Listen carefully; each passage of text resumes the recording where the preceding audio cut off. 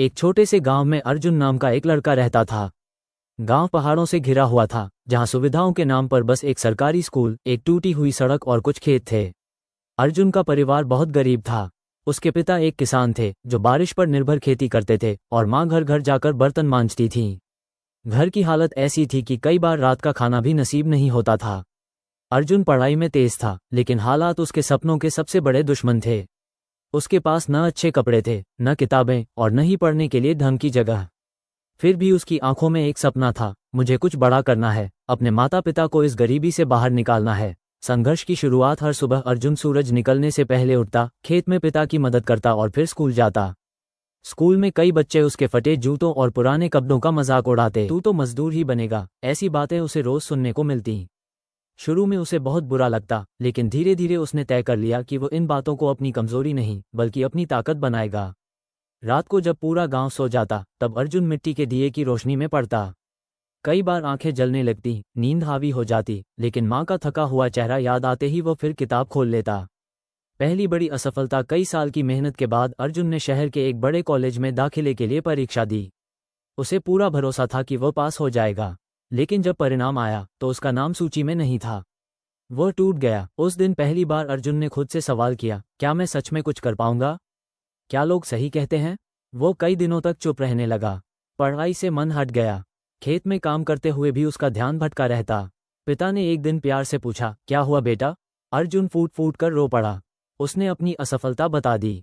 पिता ने उसके सिर पर हाथ रखा और कहा, बेटा, खेत में बीज बोने के बाद फसल एक ही दिन में नहीं उगती।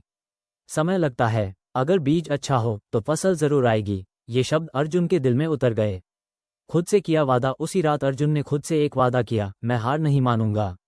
चाहे कितनी भी बार गिरूं, उठूंगा जरूर। उसने अपनी गलतियों का विश्लेषण किया, समझा कि कहाँ कमी रह गई थी। उसने पढ़ने का तरीका बदला, समय का सही इस्तेमाल करना सीखा। अब वो सिर्फ ज्यादा पढ़ता नहीं था, बल्कि समझकर पढ़ता था। गांव में इंटरनेट नहीं था, लेकिन वह कई किलोमीटर दूर जाकर एक छोटे से साइबर कैफे में ऑनलाइन लेक्चर देखता। पैसे बचाने के लिए वो कई बार पैदल ही जाता। दूसरा मौका, अगले साल फिर से परीक्षा आए। इस बार अर्जुन पहले से ज्यादा शांत और आत्मविश्वासी था। उसने परीक्षा पूरी ईमानदारी और धैर्य से दी। परिणाम के दिन उसका दिल जोर जोर से धड़क रहा था। जैसे ही उसने लिस्ट देखी, उसकी आंखों में आंसू आ गए। उसका चयन हो गया था। पूरा गांव उसकी खुशी में शामिल हुआ। वही लोग जो कभी उसका मजाक उड़ाते थे, आज उसकी तारीफ कर रहे थे। नई चुनौतियां, लेकिन संघर्ष यहीं खत्म नहीं हुआ। शहर का कॉलेज, नई दुनिया, अंग्रेजी में पढ़ाई, सब कुछ अर्जुन के लिए नया था। शुरू में उसे बहुत परेशानी हुई। सालों की मेहनत के बाद अर्जुन ने न सिर्फ कॉलेज में टॉप किया, बल्कि एक बड़ी कंपनी में नौकरी भी हासिल की। पहली सैलरी उसने मां के हाथ में रखी। मां की आंखों से आंसू बह निकले। पिता ने गर्व से कहा, मेरा बेटा आज साबित कर दिया कि हालात चाहे जैसे भी हों, अगर इरादे मजबूत हों तो किस्मत भी बदलती है। सबसे बड़ी जीत, आज अर्जुन एक सफल इंसान है, लेकिन उसकी सबसे बड़ी उपलब्धि उसकी गांव के गरीब बच्चों की पढ़ाई में मदद करता है। उन्हें किताबें देता है, मार्गदर्शन करता है और एक ही बात कहता है, अगर मैं कर सकता हूं तो तुम भी कर सकते हो।